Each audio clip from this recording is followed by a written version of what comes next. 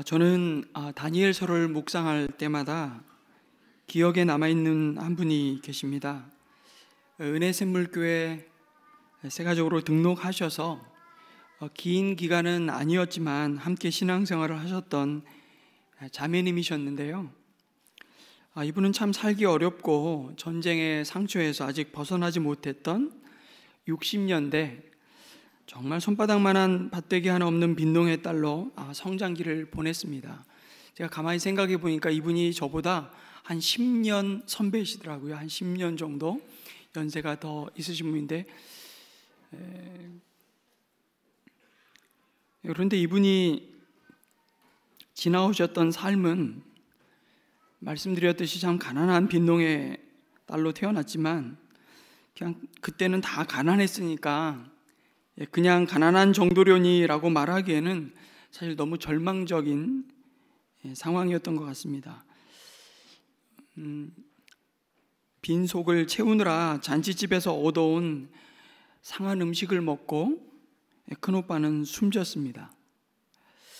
그리고 집안의 곡기가 끊어지자 자신의 피를 판 돈으로 쌀 한 대박을 사온 작은오빠에 대한 기억이 있다고, 그렇게 지나온 삶의 시간들을 돌아보는 자매였습니다. 그러나 그녀는 아무것도 없었지만 정말 공부하겠다는 의지는 아주 확고했던 것 같아요. 그래서 아무것도 해줄 것이 없었던 오히려 아버지에게는 공부하겠다고 유난을 떨던 그 딸의 모습은 정말 미운털이었습니다. 그러던 차에 17살 때에 고모의 소개로 일하면서 공부할 수 있는 방법이 있다는 소식을 듣자 그녀는 무작정 어머니가 사준 삶은 계란 2개와 보따리를 들고 마산으로 향했답니다. 그리고 그녀는 차 안에서 정말 목이 뻐근하게 아파올 때까지 울음을 참으면서 속으로 다짐을 합니다. 이게 최선이야. 절대로 쉽게 포기하고 돌아오진 않을 거라, 그렇게 다짐했다는 겁니다. 그 후에 그녀는, 여러분 한일합섬 아시죠? 한일합섬 공장 직공으로 취직을 했는데요, 17살이라는 나이에 새벽 5시부터 시작되는 공장 일과 오후부터 시작되는 공장 부설 고등학교에서 공부를 하기 시작한 것입니다. 그런 중에 한 달 수강료가 15,000원이나 되는 근처 피아노 학원에 등록을 해서 음악을 배우면서 그녀의 생애 새로운 출발이 시작이 되었습니다. 그 당시 월급이 45,000원이었다고 하는데 45,000원 받았는데 15,000원의 수강료를 냈으니 엄청난 투자이죠. 그리고 노래가 좋아 마음을 울리는 노래를 부를 수 있을 것 같아 무턱대고 찾아갔던 교회가 그녀가 첫 신앙의 단추를 끼운 계기가 되었습니다. 그저 노래가 좋아서 시작한 찬양을 따라 부르고 그 찬양을 통해서 그녀는 하나님을 만나게 되었습니다. 여러분, 그녀 이름이 이점자십니다. 사실 인터넷 치면 이분이 쓰신 수필집에 대한 소개도 나오고, 제가 이 이야기를 예전에 한번 설교에서 이분의 스토리를 제가 기사를 읽다가 성도님들과 함께 나눈 적이 있는데 아마 이걸 기억하는 분이 거의 없으실 거예요. 근데 그 말씀을 나누고 몇 주 후에 이분이 저희 교회에 나타난 거예요. 그 세가족으로 등록을 하셨어요. 알고 봤더니 제가 설교에 언급했던 그분이 제 앞에 와서 서 있던 거예요. 너무 참 타이밍이 기가 막히다 싶어서 잊을 수 없는 분입니다. 어쨌든 이분이 우여곡절 끝에 31세에 여러분 오스트리아 빈으로 유학을 떠나게 되고 오페라 가수 디바가 됩니다. 그리고 빈 국립음대를 수석으로 졸업하고요, 결국 대학의 성악과 교수로 재직하고 있었던 때였는데, 그때 저희 교회 출석하다가 아마 지휘로 인해서 저희 교회는 성가대가 없다 보니 아마 그 성가대가 있는 교회로 옮기게 되었습니다. 그녀는 이렇게 고백합니다. 내게 소망을 주시는 그분이 또한 그 소망을 이루시기 원한다는 그 믿음만으로 잠자는 시간도 아껴가며 치열하게 살았던 그때, 그 실없는 기계 밑에서 성경을 읽으면서 벅찬 감격에 졌던 그때 나는 행복했다고 이렇게 수필집에 쓰고 있습니다. 그럼 참 대단한 이야기지 않습니까? 방직공장 여공에서 대학 교수가 되었으니 말입니다. 기사도 그렇게 났습니다. 참 이 삶이 참 우여곡절이 참 많구나. 그래서 제가 기억을 하고 있다가 그렇게 만났는데, 여러분, 우리는 이 시대에 이렇듯 성공한 사람들의 이야기를 들어보면 참 특별하다는 생각이 듭니다. 그러면서 우리들은 종종 어느 분야의 정상에 오른 그들을 때로는 참 신비롭게 바라보기도 하고, 때로는 아주 특별한 사람으로 바라보곤 하죠. 그런데 오늘 우리가 함께 바라보는 다니엘의 삶은 이런 점에서 더욱 특이하고 사실은 빛나 보입니다. 사실 다니엘서를 읽어 내려가다 보면 다니엘은 정말 빈틈없는 자입니다. 그의 연약함과 실수를 도통 찾아볼 수가 없습니다. 그렇다고 죄가 없었다고 말하는 것은 아니고요. 그럼에도 다니엘서 1장 4절에 보면 이미 어려서 고국 이스라엘 땅을 떠나 바벨론 포로로 잡혀올 당시에 그에 대해서 이렇게 성경은 증거하죠. 한번 같이 읽을까요? 시작. 몸에 흠이 없고 용모가 잘생기고 모든 일을 지혜롭게 처리할 수 있으며 지식이 있고 통찰력이 있고 왕궁에서 왕을 모실 능력이 있는 소년들을 데려오게 하여서, 그렇게 바벨론 왕궁으로 뽑혔습니다. 왕궁에 왕을 모시는 자로 피택된 거죠. 그리고 6장에 오늘 와서 3절 4절에서도 다니엘에 대해서 뭐라고 말하고 있습니까? 그런데 다니엘이 다른 정승들이나 지방 장관들보다 더 우수하였으므로 왕이 그를 나라의 통치자로 임명하고자 하였다고 말씀합니다. 여기서부터 문제가 이제 되는 거죠. 너무 탁월하니까 그와 견주어서 비교될 사람이 없는 거예요. 이어지는 4절에서는 그래서 그를 시기하는 자들이 그에게 허물을 찾기 시작하는데, 아무리 허물을 찾으려 하지만 이렇게 기록되어 있습니다. 그에게서 아무런 실책이나 허물을 발견하지 못하였다. 다니엘이 임무에 충실하여 아무런 실책이나 허물이 없었기 때문이다 라고 말씀합니다. 인간적으로 말하면 정말 얄미울이 많지 완벽한 사람처럼 보입니다. 그래서 우리 자신을 다니엘의 삶의 거울에 비추어 볼 때 우리의 자신의 삶이 하나님 앞에서 때로는 묵상 가운데 너무 부끄럽고 주눅이 들 정도입니다. 정말 다니엘은 탁월한 사람이었습니다. 그렇게 전쟁의 포로로 사로잡혀온 그 노예의 신분에서 대제국의 첫째 총리 자리까지 오른 사람이지 않았습니까? 페르시아가 여러분 상당히 열린 사회 같아 보이긴 합니다. 바벨론으로 끌려온 포로들은 왕실의 보호를 받았죠.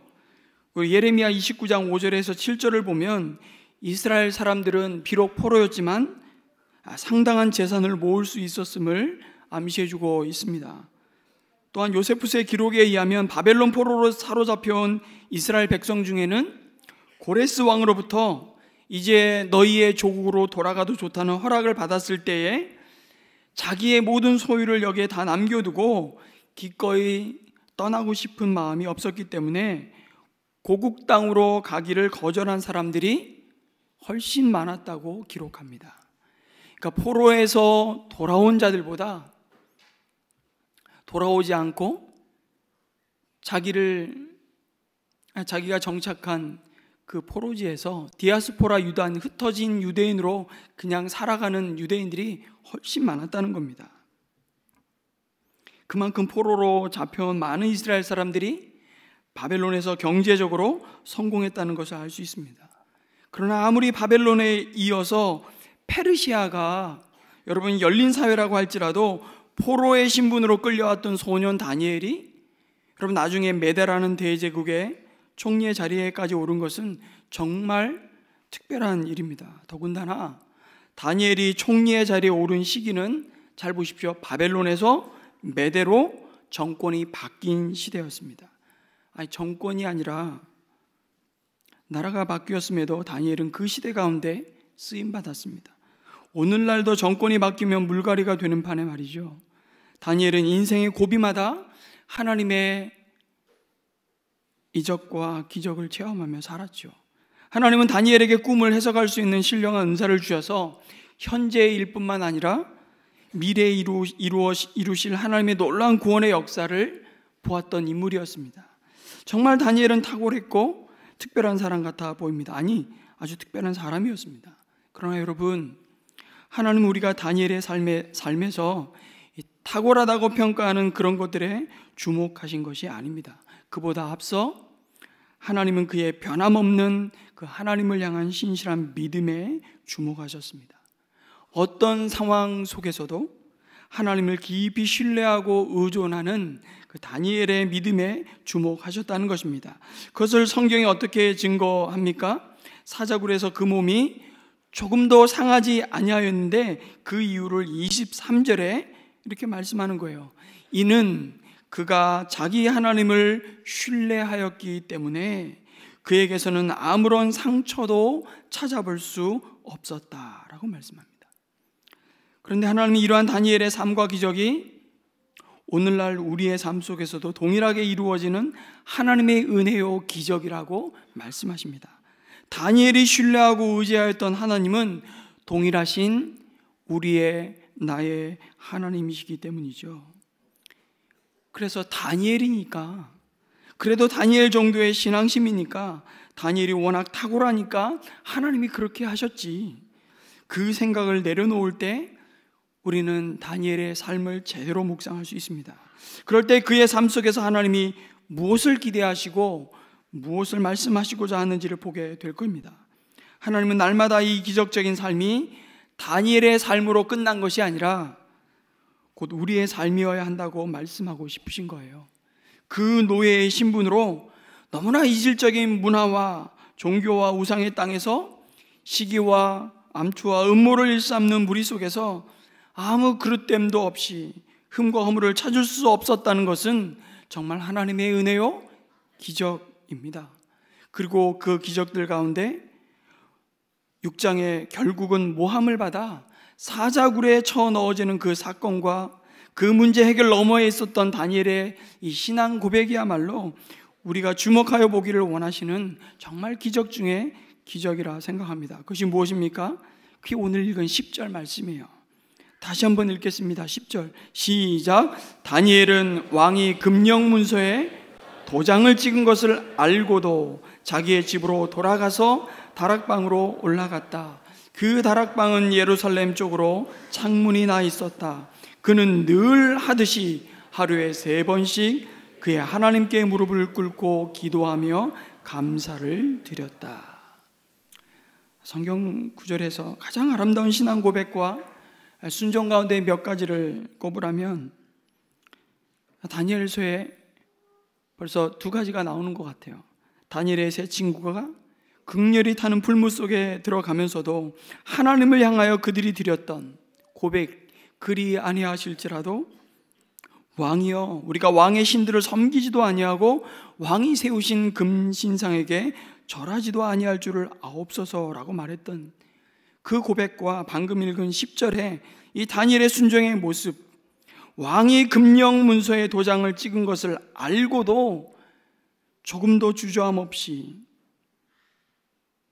하나님을 향해서, 예루살렘을 향하여 열린 창을 향하여 평소에 늘 해오던 대로 기도로 무릎을 꿇는 다니엘의 모습, 그 고백, 전 주저함 없이 이걸 꼽겠습니다. 왜냐하면 이와 같은 고백이 우리의 믿음이 무엇인지를 너무나도 선명하게 보여주기 때문입니다. 너무나도 정확하게 믿음이 무엇인지를 설명해 주기 때문이죠. 여러분, 다니엘이 어떻게 왕이 금령문서에 도장을 찍은 것을 알고도 자기 집에 돌아가서는 그 방의 예루살렘을 향하 열린 창에서 전에 행하던 대로 하루 3번씩 무릎을 꿇고 그 하나님께 기도할 수 있었을까요? 그 위대한 믿음의 고백과 순종이 어떻게 가능했을까요? 그가 가진 믿음의 비밀이 무엇입니까? 첫 번째는 하나님이 그에게 주신 소명의 확신이었습니다. 여러분, 다리오 왕이 누구든지 자기 외에 어느 신에게나 사람에게 무엇을 구하면 사자굴에 던져 넣겠다는 조소를 내렸을 때 아마 함께 포로로 끌려와 흩어졌던 그 이방 땅에 잡혀와 있던 수많은 이스라엘 백성들은 아마 이렇게 탄식했을 겁니다. 이제는 모든 것이 끝났다고 생각했을 겁니다. 모든 희망을 접은 채 낙심하며 깊은 패배의식 속에 사로잡혔을 겁니다. 하나님께서 자기들의 삶을 결국은 돌아보지 않으시고 포기하셨다는 상실감 속에 젖어 있었을지도 모르겠습니다. 바로 이때 다니엘은 자신의 소명을 깨달았던 겁니다. 오히려 그 다니엘의 소명은 자신의 동족들을 향한 하나님의 메신저였죠. 다니엘은 메신저로서 자신의 소명을 확신하고 있었습니다. 어찌 보면 다니엘은 왕이 금령무새의 도장을 찍은 것을 알고도 아무 대책도 세우지 않습니다. 변명도 하지 않습니다. 항의도 하지 않았습니다. 오히려 파놓은 함정으로 뚜벅뚜벅 걸어 들어갑니다. 이러한 다니엘의 행동은요, 인간적인 눈으로 볼 때 얼마나 미련스러워 보이는지 모릅니다. 참 답답하고 심지어 무능력해 보이는지 모르겠습니다. 지혜롭지 못한 행동처럼 보인다는 것이죠. 그러나 여기에 하나님을 믿는 믿음의 비밀이 있는 것입니다. 하나님은 여전히 살아계시고 여전히 만왕의 왕이시다. 하나님은 자신의 친백성을 결코 포기하신 적이 없으시다라고 외치는, 그 삶으로 그렇게 외치는 울림통으로서의 자신의 소명을 다니엘은 그 위기의 순간에 확신하고 있었던 겁니다. 그리고 더 나아가 자신의 삶이 이 세상으로 하여금 바로 이때 나를 이곳에 두신 이유가 하나님이 누구이신지를 보여주는, 드러내는 삶으로 내가 부름받았다는 것을 너무나 잘 알고 있었던 것이죠. 그 소명의 확신이 그래서 그의 삶을 적당히 맞추어가며 타협하면서 살 수 없도록 만들었습니다. 그래서 다니엘의 대적들이 뭐라 그럽니까? 5절에 보면 이렇게 말하죠. 같이 한번 읽을까요? 시작. 다니엘이라는 자는 그가 믿는 신의 법을 문제 삼지 않고는 고발할 근거를 찾을 수 없다고 말합니다. 여러분, 이게 다니엘의 가장 큰 장점이자 약점이었습니다. 그가 예배드리는 유일한 대상이신 하나님을 그의 목숨보다 더 소중히 여겼던 것이죠. 그런데 중요한 것은 그것을 그의 시기하는 대적들도 다 알았다는 것입니다. 그의 주변에 있는 사람들이 하나님을 향한 다니엘의 신실한 믿음을 다 보았고 알았다는 것입니다. 숨바꼭질 놀이 하듯이 꼭꼭 숨어라 머리카락 보일라, 마치 자신의 믿음을 그 위기 속에 꼭꼭 숨겨라 머리카락 보일라, 그렇게 다니엘은 그가 믿는 하나님을 숨기지 않았습니다. 오히려 열린 창을 향하여서 기도하고 있는, 내가 기도하고 있는 이 모습을 주목하라고 오히려 시위하고 있었는지도 모르겠습니다. 하나님은 다니엘의 그 믿음을 통해 온 세상이 하나님이 누구이신지를 보도록 드러내셨습니다. 여러분, 이것이 동일하게 예수 제자로 부름받은 성도의 삶이라고 말씀하시는 겁니다. 그래서 제자란 따르는 자라기보다는 따르지 않으면 안 되는 자입니다.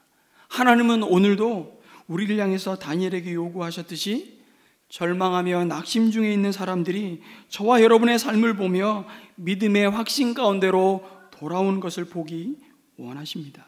그리고 세상에 대해 하나님의 살아계심을 증거하고 시위하는 삶을 살기 바라시는 것이죠. 여러분, 새롭게 달려가야 할 2024년 무엇이 달라질까요? 세상은 여전히 우리의 믿음의 시험대일 겁니다. 부름을 받은 소명의 현장은 결코 우리를 가만히 내버려 두지 않을 것입니다. 내가 믿는 하나님은 도대체 누구냐? 정말 궁금하고 알고 싶어서 묻는 것이 아니라, 아니 그 하나님이 있기는 하냐? 그분이 내 삶의 문제를 해결할 수 있는 분이냐며 조롱하듯이 도전할 것입니다. 여러분, 문제와 어려움이 없기를 기도하지 마십시오. 제발. 문제가 없고 걱정과 고난이 없기를 바란다면 우리가 있을 곳은 여기가 아니라 묘지입니다. 살아있는 한 고난은 언제라도 우리를 떠나지 않을 것입니다. 사계절이 누구에게나 차별 없이 찾아오듯이 고난을 피해갈 수는 없습니다. 그러나 기억해야 할 것은 하나님은 여전히 그 문제 속에서 그 고난의 연단과 훈련을 통해서 우리의 소명을 확정해 나가십니다. 그리스도인은 좁은 문을 통과해서 여전히 좁은 문을 걸어가는 사람들이기 때문입니다. 그러나 염려하지 마십시오. 다니엘이 이 좁은 길을 갈 수 있었던 것은 그 생명의 주권이 눈에 보이는 왕과 그 도장의 힘에 있는 것이 아니라 살아계시고 변치 않으시며 능히 구원하시는, 나보다 나를 더 잘 아시고 나의 삶을 최선의 길로 인도하시기로 마음먹은 하나님의 손에 있음을 온전히 신뢰하는 믿음이었습니다. 그리고 다니엘이 험난한 이방 땅 한가운데서도 자신이 지키고 있어야 할 그 믿음의 자리를 떠나지 않으므로 하나님은 그를 통해 놀라운 하나님의 영광을 마침내 드러내시고야 맙니다. 그리고 두 번째로 다니엘이 이 믿음의 길을 끝까지 순종함으로 걸어갈 수 있었던 그 원동력은 무엇이었습니까? 그것은 다니엘이 하나님이 약속하신 말씀 속에서 주신 그 소망을 붙들었다는 사실입니다. 그것이 넉넉히 이 믿음의 길을 갈 수 있도록 그를 붙들었습니다. 여러분, 우리가 오늘 함께 읽지는 않았지만 이 다음 장에 기록되어진 다니엘서 7장에 보면 다니엘은 벨사살 원년에 이상을 보았다고 말씀합니다. 다니엘이 보았던 이 이상은요, 지금 다니엘서 6장에 기록된 다니엘이 사자굴에서 건진받은 이 사건보다 오히려 십수년 전에 있었던 꿈이었습니다. 그러니까 다니엘서가 시간의 순서대로 기록되지 않았고 사실은 사자굴에 던져지는 이 사건보다 7장에 다니엘이 하나님께서 다니엘에게 환상을 보여주심으로 드러내신 하나님의 말씀은 그 이전에 다니엘에게 주어졌던 것입니다. 그 이상의 내용이 무엇이냐면, 우리 눈에 보이는 세상, 영원할 것 같은 이 나라도 그 권력도 끝날 것이다. 그러나 오직 하나님의 나라와 그 주권과 그의 백성만이 영원할 것이라는 환상이었습니다. 다니엘은 이 약속된 하나님의 말씀을 소망으로 붙들고 있었기에 죽음을 두려워하지 않았습니다. 우리가 환난 중에도 즐거워하나니 이는 환난은 인내를, 인내는 연단을, 그 연단은 소망을 이루는 줄 알미로다. 이 약속의 말씀이 이루어지는 것을 우린 다니엘을 통해서 보는 것이죠. 다니엘은 그가 본 비전으로 말미암아 삶과 죽음의 경계를 초월할 수 있었습니다. 그리고 어떤 위험이 따르더라도 지금 여기에서 해야 할 일을 할 수 있었던 것입니다.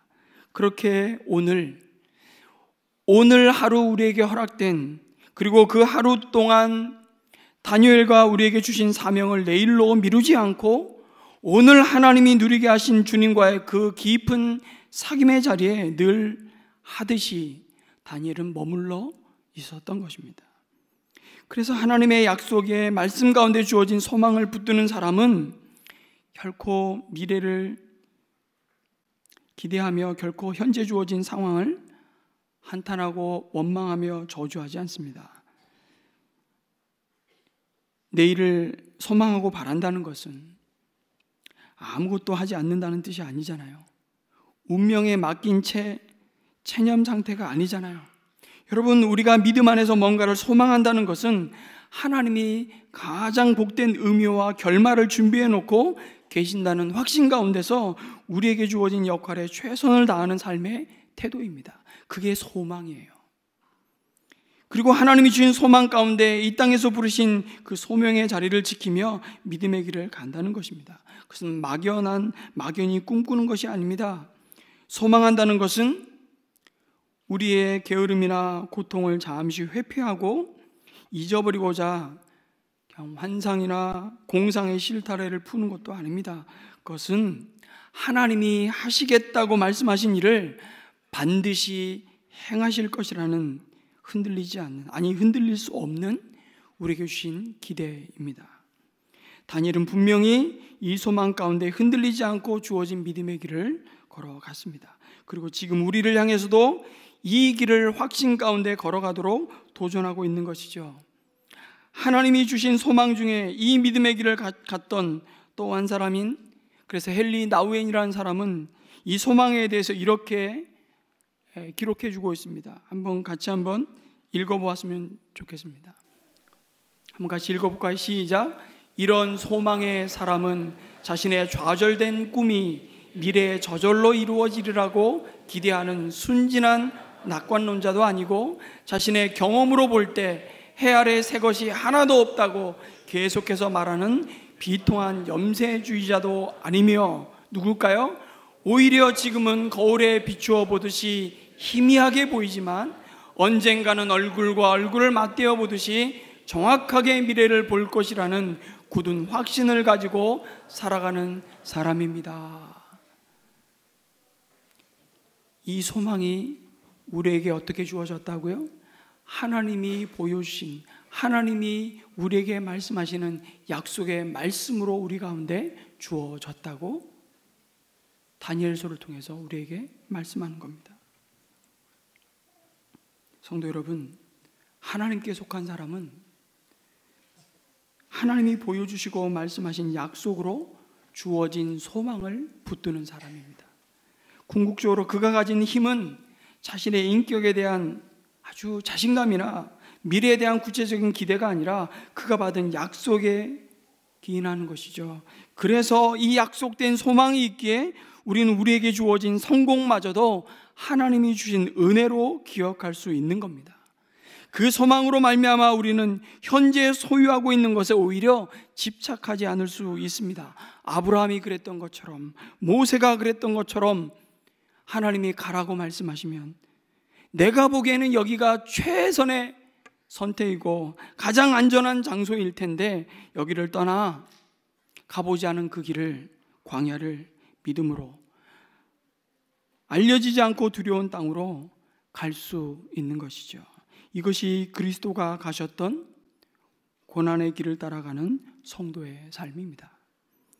여러분, 다니엘은 자기를 정말로 위해주고 생각해주며 염려해주는 왕조차 자신을 구할 수 없다는 것을 너무나 잘 알았습니다. 그래서 그 왕에게 자신의 인생을 의탁하지 않았어요. 여러분, 다니엘이라고 두려움이 없었겠습니까?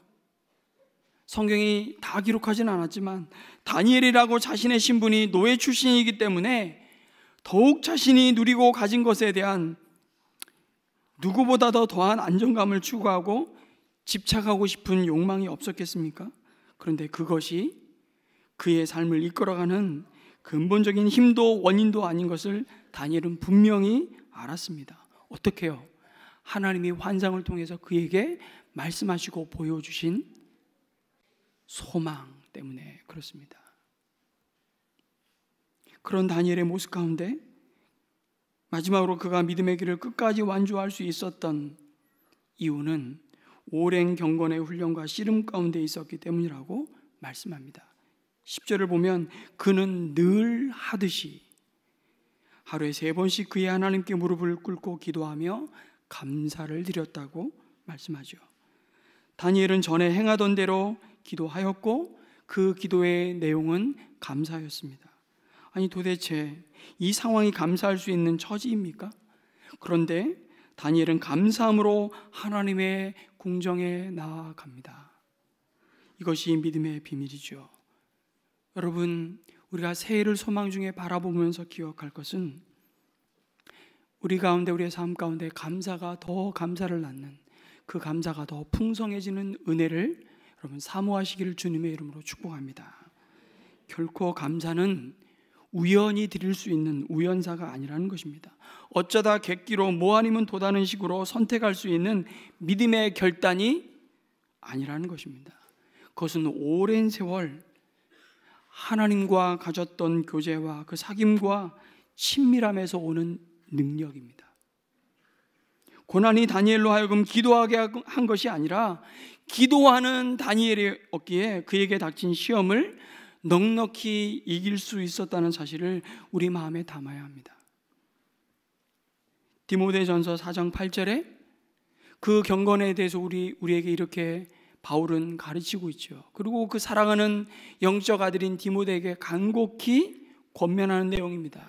같이 한번 읽겠습니다. 시작. 몸의 훈련은 약간의 유익이 있으나 경건 훈련은 모든 면에 유익하니 이 세상과 장차올 세상에 생명을 약속해 줍니다. 아멘. 여러분, 말씀을 맺겠습니다. 세상은 여전히 악하고 우리들은 참 약합니다. 약한 우리들이 악한 세상 속에서 승리하여 나가기가 여간 힘든 일이 아닙니다. 구별된 자로 살아간다는 것은 결코 만만한 삶이 아니잖아요.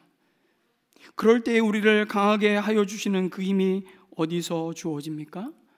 약속된 하나님의 말씀으로 약속된 소망을 붙들고 오늘 우리를 부르신 그 자리에서 우리에게 주신 소명을 확신하는 것입니다.